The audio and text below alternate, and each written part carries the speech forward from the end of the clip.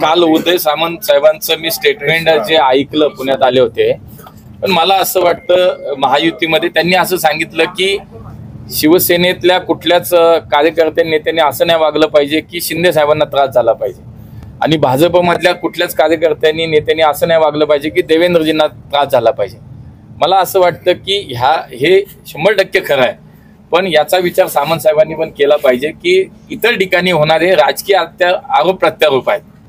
पुण्यात तुमचा एक माणूस खालच्या पातळीवर जाऊन व्यक्तिगत टीका करतो, व्यक्तिगत पातळीवरती जातो, हे थोडंसं वेगळं आहे. याचा विचार तुम्ही करा. आम्हाला काही कंप्लेंट करायची नाही, आम्ही काही तुम्हाला म्हणत नाहीये, तुम्ही करा नका करू त्याचा विचार, आम्ही आमचे समर्थ आहोत.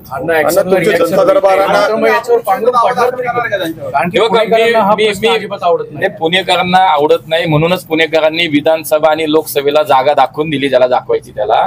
कारण त्यावेळेला सुद्धा असेच मी तुम्हाला सांगितलं की इतक्या खालच्या पातळीचे आरोप केले गेले. मी असेल, आमचे हेमंत रासने असतील, आमच्यावरती खूप खालच्या पातळीचे आरोप याच माणसांनी केले होते. त्यावेळेला काय झालं, आम्ही दोघे निवडून आलो, याला घरी पाठवलं लोकांनी. मला असं वाटतं की पुणेकर सुज्ञ आहेत, पुणेकरांना कळतंय खरं काय खोटं काय. त्यामुळे मी आपल्याला सगळ्यांना पुन्हा विनंती करतो, कुठला तरी पुरावा बघा, कुठला तरी कागद बघा आणि मग बातम्या करा बाबांनो. कारण नसताना पुण्यातलं वातावरण बिघडू नका, कारण या पुण्यातल्या बातम्या राज्यभर जातात सांगतो मी. तर माझं म्हणणं आहे की सत्यता तपासून वाटेल ते लावा, सोडू नका कुणाला, कुणी असू द्यात, ते मी असू कोणी असू, पण सत्य तपासा, एवढंच माझं म्हणणं आहे. आता स्पष्टीकरण नाही, धन्यवाद. नाही, एक व्यक्ती काहीतरी गडबड आहे, बाकी कुठेही मला याच्यात काही राजकारण वाटत नाही. एक माणूस असा विकृत झालेला आहे आणि तो पुण्यातल्या राजकीय संस्कृतीला मी पुन्हा पुन्हा सांगतो की काय वाट लावून टाकतोय तो. काही नाही, व्यक्तिगत पातळीवर कुठपर्यंत जावं याची काहीतरी मर्यादा असते, आणि जर पुरावा असेल तर काही करावं.